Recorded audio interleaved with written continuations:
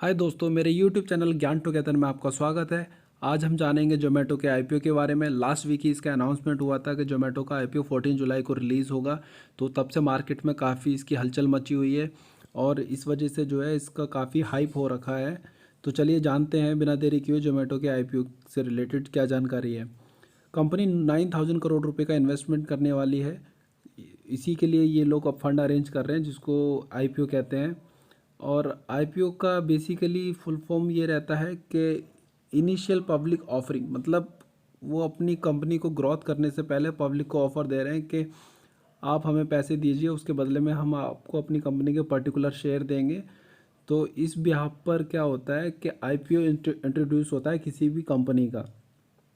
और IPO introduce का second motive ये भी रहता है कि वो अपनी कंपनी को बीएसई में लिस्टेड कराते हैं, तभी आईपीओ रिलीज़ कर पाते हैं। कोई भी प्राइवेट लिमिटेड कंपनी अपना आईपीओ रिलीज़ नहीं कर सकती जब तक कंपनी पब्लिक ना हो जाए। तो पब्लिक होने के लिए उसको स्टॉक एक्सचेंज में लिस्टेड कराना पड़ता है, उसके लिए आईपीओ रिलीज़ करना पड़ता है। इसीलिए ही अभी जो जोमेटो है वो 27 जुलाई को stock exchange, Bombay stock exchange BSE पर लिस्टेड होने जा रही है।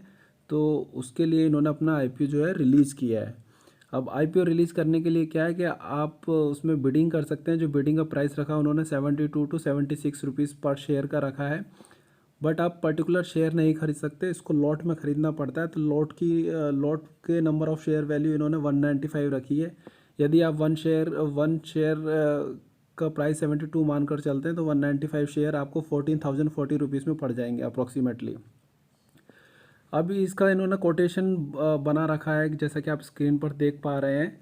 क्योंकि जब भी कोई आईपीओ आता है तो उसमें हर एक किसी को अलॉट करने के लिए पर्टिकुलर एक क्राइटेरिया रहता है। तो जैसे क्यूआईबी आप देख रहे हैं, क्यूआईबी क्या होता है, वो क्वालिफाइड इन्वेस्टेड बायर्स होता है। जैसे कि म्यूचुअल फंड्स हो गए, आईसीआईसी हो गया, एचडीएफसी हो गया या एक्सिस बैंक म्यूचुअल फंड्स हो गए, ये क्वालिफाइड इन्वेस्टेड बैंकर या बायर्स होते हैं जो कि ह्यूज अमाउंट में शेयर खरीदते हैं। तो ये क्राइटेरिया वाइज के हिसाब से जोमेटो ने 75% जो है म्यूचुअल फंड्स के लिए रखा है। रिमेनिंग जो बचा एनआईबी जो होता है वो नॉन क्वालिफाइड इन्वेस्टेड बायर्स होते हैं। ये एक बड़े तरीके से लाइक म्यूचुअल फंड की तरह तो नहीं होते, लेकिन ये ऐसे पर्टिकुलर पर्सनस होते हैं जिनके पास ह्यूज अमाउंट है इन्वेस्ट करने के लिए, शेयर खरीदने के लिए। तो ये 15% जो क्राइटेरिया ये उन लोगों के लिए है। जो रिमेनिंग बचा 10% वो आप और हम जैसे हैं जो 2 लाख से कम अमाउंट, जो रिटेल इन्वेस्टर होता है वो 2 लाख से कम अमाउंट तक की बिडिंग कर पाते हैं। तो ये उनका क्राइटेरिया इन्होंने यहाँ पे जो है 10% रखा हुआ है। वो क्योंकि एनआईबी में जो होता है हायर इन्वेस्टर इंडिविजुअल्स आते हैं, क्योंकि वो 2 लाख से ऊपर बिडिंग कर सकते हैं, लेकिन वो क्यूआईबी की श्रेणी में नहीं होते, इसलिए उनको भी 15% दे रखा है। क्यूआईबी को 75% और रिटेल को 10% में दे रखा है। तो हम या आप जो अगर बिडिंग करना चाहें तो हम रिटेल इन्वेस्टर में जाकर अपना बिडिंग कर सकते हैं। बिडिंग का वही प्राइस रखा हुआ है 72 टू 76 रुपीज़ पर शेयर। अब जो है जान लेते हैं कि ये जब रिलीज़ होने वाला है तो कैसे कैसे इसका प्रोसेस रहेगा। तो वो कुछ ऐसा है कि 14 जुलाई को आईपीओ स्टार्ट होगा सुबह 10 बजे से, और 16 जुलाई शाम को 5 बजे ये क्लोज़ हो जाएगा। कोई भी आईपीओ जनरली आता है तो वो 3 से 5 दिन के लिए रहता है। जैसे कि जोमेटो आप देख रहे हैं, ये भी 3 दिन के लिए, 14, 15 और 16। तो जैसे नीचे लिखा हुआ है 22 जुलाई finalisation of basis of allotment. 22 जुलाई को आपको आपका शेयर जो है अलॉट कर दिया जाएगा। और मान लीजिए किसी ने बिडिंग किया 72 रुपीज़ पर और उसको शेयर नहीं मिला, तो 23 को उसका जो अमाउंट है वो रिफ़ंड हो कर दिया जाएगा, उसके डीमैट अकाउंट में आ जाएगा। और जिन्होंने बिडिंग किया और जिनको अलॉट हो गया शेयर, तो वो 26 जुलाई को उनके डीमैट अकाउंट में वो शेयर वैल्यू जो है आ जाएगी। और 27 जुलाई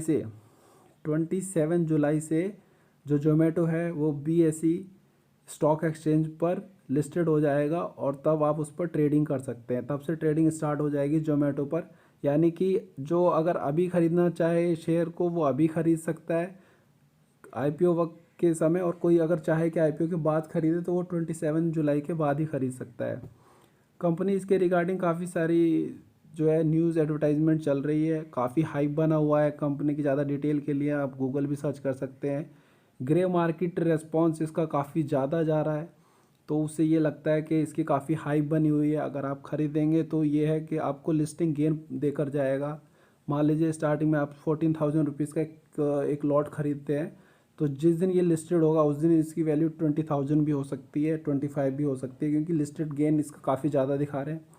रिस्क एनालिसिस में बस इतना ही है कि जो फूड है वो लास्ट 2-3 फाइनेंशियल ईयर का अगर कंपैरिजन करते हैं तो उसमें जो है इतना इसको प्रॉफिट मिला नहीं है, क्योंकि शायद कोरोना चल रहा था, तो इस वजह से इसकी मार्केटिंग कैपिटलाइजेशन पे जो प्रॉफिट आफ्टर टैक्स का लॉसेस है वो काफ़ी बढ़ गया है, तो उसके बिहाफ पर जो है कंपनी को लॉसेस हुआ है।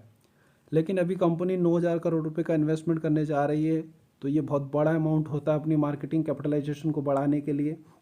ग्रोथ अच्छी रहेगी, क्योंकि जब भी कोई नया आईपीओ आता है, अगर जब वो लिस्टेड हो जाता है तो ऑब्वियसली उसके जो है प्राइस बढ़ती है शेयर्स की, और इन्वेस्टर को जो है वो लिस्टेड गेन मिलता है।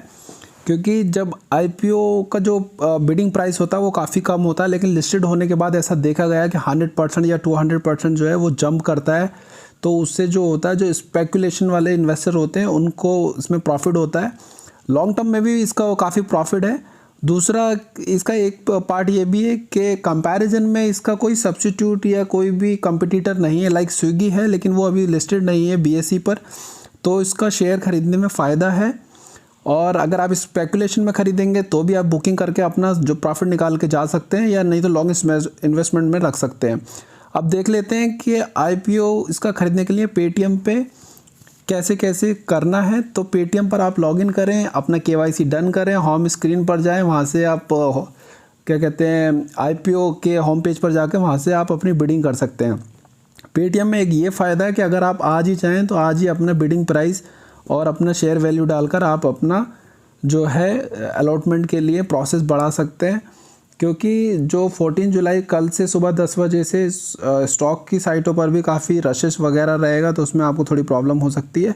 अगर आप प्री ओपन में जाना चाहें तो पेटीएम इसके लिए बेस्ट ऑप्शन